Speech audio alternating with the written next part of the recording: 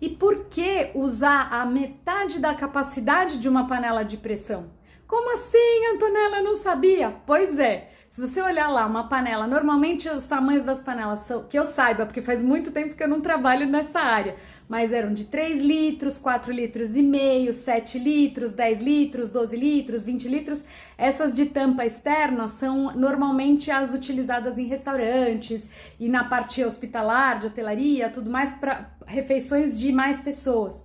Mas se a panela, por exemplo, é de 10 litros, são 10 litros dentro da panela, mas eu preciso enchê-la até 5 litros, ou seja, metade da sua capacidade.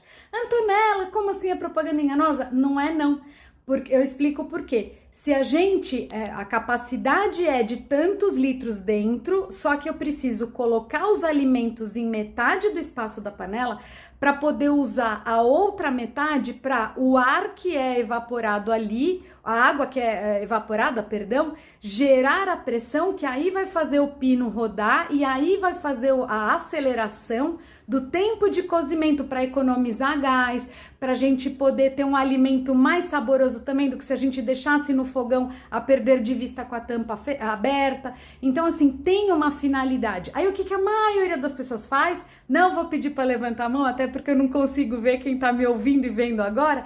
É o seguinte, quantas e quantas vezes quem está me ouvindo agora acabou enchendo mais do que a quantidade que era recomendada. E aí, de repente, fala assim, putz, panela de pressão não funciona, demorou muito mais tempo para cozinhar. Por quê? Porque precisa desse espaço vazio para daí poder acelerar o tempo de cozimento por conta da pressão que acontece no espaço vazio.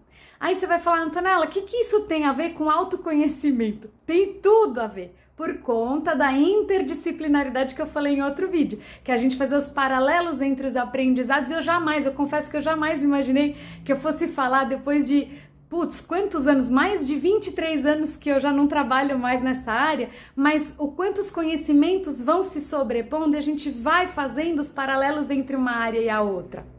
Porque se eu não dou espaço, no caso de teoria prática, então eu estudo, coloco a mão na massa na prática. Se eu só estudo e tenho pouco espaço de colocar a mão na massa, eu não tenho musculatura para poder seguir em direção aos meus aprendizados.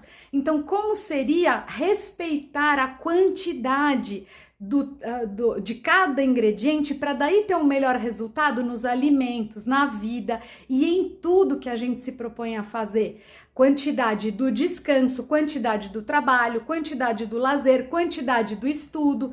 Então só daí já tem muito pano para manga.